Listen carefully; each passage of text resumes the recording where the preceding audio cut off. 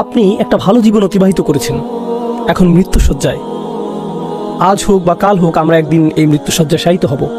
আপনি শুয়ে আছেন আর আপনার চারপাশে পরিবারের সদস্যরা কান্নাকাটি করছে। আপনি কথা বলতে পারছেন না, কারণ বালাগাতির তারাকি, রূহ ইতিমধ্যে গলায় পৌঁছে গেছে।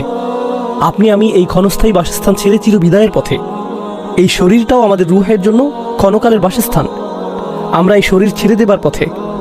আপনার মা পাশে দাঁড়িয়ে আছে, ভাই বোনেরা এবং পরিবারের অন্যান্য সদস্যরা দাঁড়িয়ে আছে, তারা সবাই কাঁদছে। ঠিক সেই সময় আপনার চোখ খুলে গেল, এমন কিছু দেখতে পাচ্ছেন যা অন্য কেউ দেখছে না। দেখতে পেলেন ফেরেশতারা নেমে আসছে।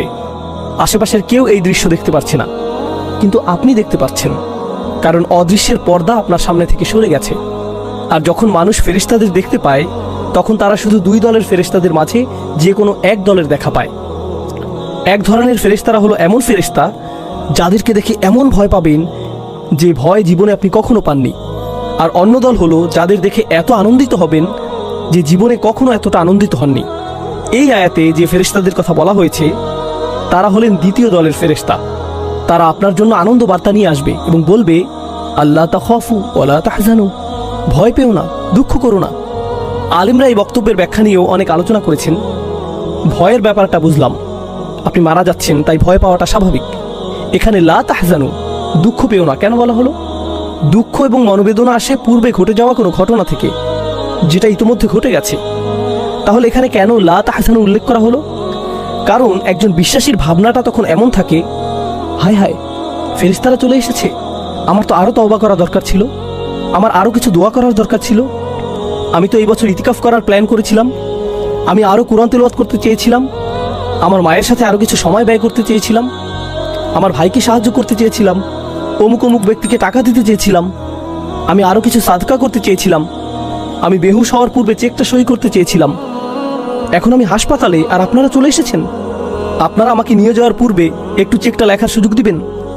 তখন ফেরেশতারা বলবেন, চিন্তা করো না, তোমার কোনো সমস্যা নেই, তুমি যথেষ্ট ক্রেডিট অর্জন করেছো এবং সফলতার সাথে উত্তীর্ণ হয়েছো। লা তাহজানু ওয়া আবশিরু বিল জান্নাহ, দুঃখ করো না এবং জান্নাতের সুসংবাদ গ্রহণ করো। আল্লাতী কুনতুম তুআদুন, যার প্রতিশ্রুতি তোমাকে সব সময় দেওয়া হতো। চিন্তা করে দেখুন, মানুষটি মৃত্যুশয্যায়, তার আশেপাশে সবাই কাঁদছে, তার সে সময় এক ফোঁটা চোখের পানি ফেলার শক্তি পর্যন্ত থাকে না, কিন্তু ভেতরে ভেতরে তিনি এমন চরম আনন্দিত যে জীবনে কখনো এমন আনন্দিত হননি। কারণ তিনি মাত্রই জান্নাতের গ্যারান্টি পেলেন। আল্লাহ আযজা ওয়া জাল্লার চাইতে কে আমার আপনার বেশি যত্ন নেয়? কেউ না। কে সব সময় আমাদের সাথেই ছিলেন?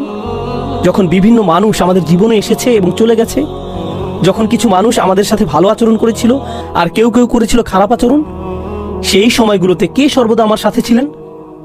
আমার ভালো চেয়েছেন এবং আমাকে নিরাপত্তা দিয়ে গেছেন। পরীক্ষা যেমনই হোক না কেন, কে সারাক্ষণ আমার সাথে ছিলেন, কখনোই আমাকে পরিত্যাগ করেননি। দুনিয়ার মানুষগুলোর যত্ন এবং ভালোবাসা ছেড়ে আমরা যখন কবরের জীবনে প্রবেশ করব, তখন আসলে কার যত্ন এবং ভালোবাসার ছায়ায় আমরা প্রবেশ করব? চিন্তা করে দেখুন তো। আমরা মানুষের যত্ন পরিত্যাগ করে পরিপূর্ণরূপে আল্লাহর যত্নে প্রবেশ করব। এখন আর অন্য কোনো মানুষ আপনার আমার যত্ন নিতে পারবে না। আর আল্লাহ হলেন এমন সত্তা, যিনি দুনিয়াতে আমি যত মানুষের ভালোবাসা ও যত্ন পেয়েছি, সবার সমন্বিত যত্নের চেয়েও বেশি যত্ন নিতে পারবেন এবং ভালোবাসা দেখাতে পারবেন।